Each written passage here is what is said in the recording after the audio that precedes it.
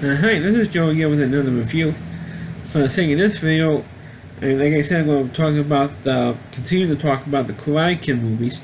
I just did the review of the second movie, and now I'm going to discuss the worst movie in the whole series, possibly next to the next Karate Kid film. And then of course 1989's The Karate Kid Part 3, which of course came out 3 years after the last movie, and of course this one is without a doubt one of the worst movie in the whole franchise. And of course it stars Pat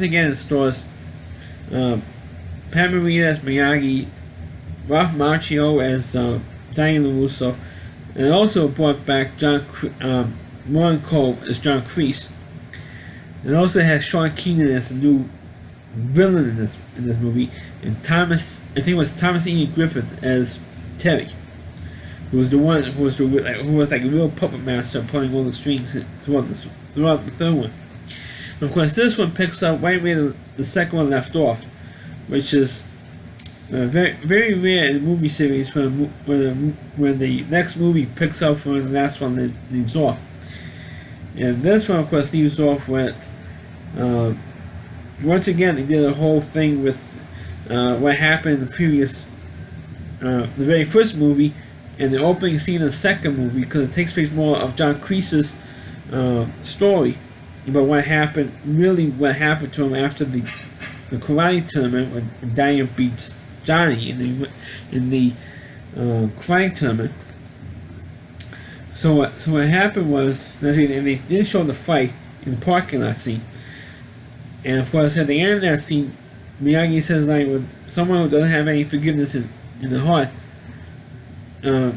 someone with no forgiveness in the heart lives a worse punishment than death. And which is pretty much what the theme of that movie was. Because what happened was, it shows that because of what happened, particularly in the fight in the parking lot, and what happened in the tournament where Kreese wanted LaRusso to be wanted Daniel to be taken out of commission.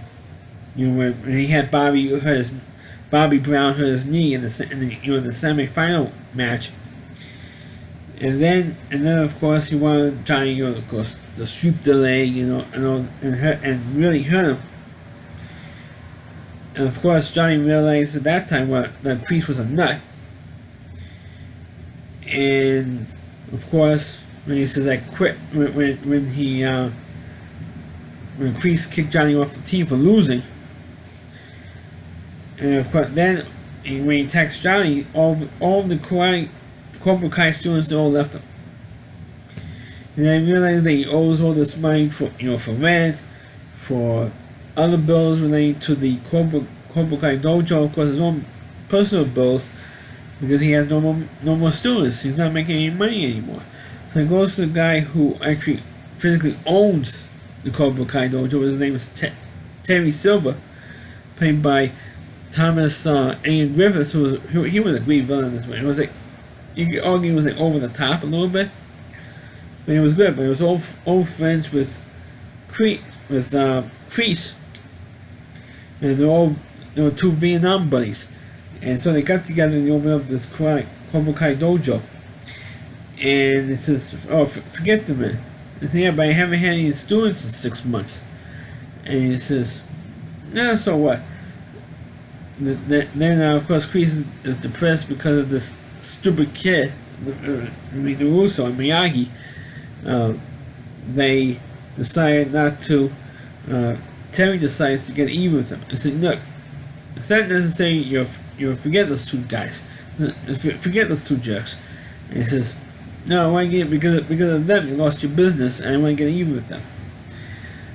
So Terry says that this whole plan against Sean Keenan's character, Mike Barnes, was rumored to be in the involved with the Cobra Kai YouTube series, YouTube Red series. What you understand? So they're going to have that character back. It says he was like the worst and the dirtiest fighter in karate. Even though John Lawrence in the original film, even though he was the villain and the bully and stuff, he was not. It was never really that much of a dirty fighter, except when he hit Daniel in the knee when he was injured. I mean, other than really for that move, he wasn't over the top a dirty fighter. I don't like this Mike Bourne's character was. He had like a worse streak in him than Johnny.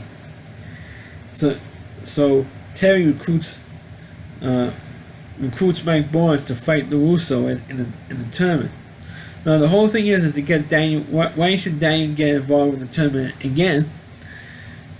Well, they kind of changed the rules for this tournament, and that is the guy who was the champion the year before only has to fight once, and this is the final match, the championship. He doesn't have to go through so many other opponents throughout the film.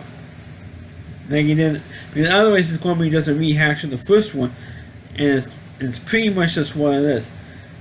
And of course, once again, you had a new girl for Daniel, and this one was Robin Lively. He was like a redhead, and she was hot. This girl was hot. I think Elizabeth Shue was the best of the Karate Kid girls in the original three. I always liked Elizabeth Shue better. Robin Lively, of course, grew up to be a real major hottie in the 90s show. I think it was Savannah or something. When she was in there, she was hot in that show. So this was before she was. I mean, she was not bad looking, but of course she wasn't a major hottie until maybe a few years later, almost a decade later, when she was a major hottie. Anyway, they never had a kissing scene with the two of them either in this movie, which was ridiculous. That's what girls wanted to see. Wanted to see the star kiss the main girl, and you never see that happen. Of course, for the whole movie, once again, you have three guys attacking Daniel. I should have mentioned in my Karate Kid 2 review, instead of the original film, you had 5 guys constantly being over Daniel. And then they reduced it from 5 guys to 3 guys in Karate Kid 2. Problems. And then, of course, in the third movie, you also had 3 guys constantly attacking Daniel. Mike Bourne and 2 guys who were training him. So you had a couple of fight scenes there. Of course, Miyagi saves his ass again. Even though Daniel did take the initiative and did fight a couple of guys, knock them down, but Mike Bourne kept kicking, specifically Mike Bourne. Not so much the other 2 guys, but Mike Bourne in particular kept kicking Daniel's ass through the whole movie. And then, of course, Daniel bails him out. And then, of course, eventually, Terry Silver was such a master manipulator. At one point, he says that John Kreese died. After losing over as soon as he killed himself, which is a totally made up bullshit story. And then of course he manipulates Daniel in such a way that he got, when Daniel asked Terry to train him, because Miyagi didn't want to train Daniel anymore because he didn't want to keep training for the stupid tournaments to win stupid fantastic trophies. Karate is supposed to defend you, protect your life, protect your honor, protect your life, and not constantly find and defend and win trophies. So which is true. Miyagi wasn't all wrong in that one. You're supposed to learn to defend yourself and defend your honor and not constantly fight to win trophies. So, but Daniel always wants to do it, so he says, forget you, Miyagi, and we'll go to Terry Silver. And Terry was the one who was training Daniel in the Cobra Kai way. And of course, then Daniel realizes that he was being manipulated the whole time. And they realized that, or the big fight scene in the movie, before the tournament fight, was when he realizes that John Kreese was actually still alive. And they had this big fight scene. And of course, even though Kreese didn't hit him, Mike Bourne took care of it. Because Mike Bourne was beating the shit out of him. And then of course Miyagi comes in and beats the shit out of Barnes, beats Kreese, and of course beats Terry Silver. And of course Miyagi makes fun of Terry Silver because he goes, wow, the crazy hammer and crazy sound, it sounds like a crow or something. and then Miyagi makes fun of that. And then, now of course, Terry threatens over a whole bunch of Cobra Kai dojos, which I haven't seen all the Cobra Kai episodes, but I really like to see how come the one Cobra Kai dojos all over like Terry Silver threatened to do. But it'd be interesting if they go, bring Terry Silver back in there and explain what happened with Terry Silver's character. That I would like to see what happened with his character.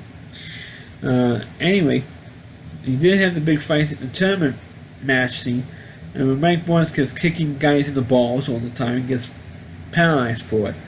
And of course, they also changed the rules for the fight. It's not just a straight 3-point, whoever gets 3 points first wins. They still have that rule, but now they keep punishing guys if you fight dirty. I guess maybe because in a way what happened to Daniel before he gets kicked in the semifinal match, which I mentioned earlier, and he gets punched in the face or he gets hit in the knee constantly. So they want to put an end to that, and if you violate this, you get a penalty point and they take a point away from you. So what Terry and Kreese wanted to do was you get a point and then you lose a point. First you earn a point, legit, and then you do a dirty move or kick him in the balls or you hit him in the face or you do one of these dirty moves. They get the point removed from you, and you just keep the score 0-0, and then it's sudden death. You have a sudden death thing. When you go into sudden death, you just get 1 point and you win. Whoever gets the first point in sudden death, or the next point in sudden death, you win.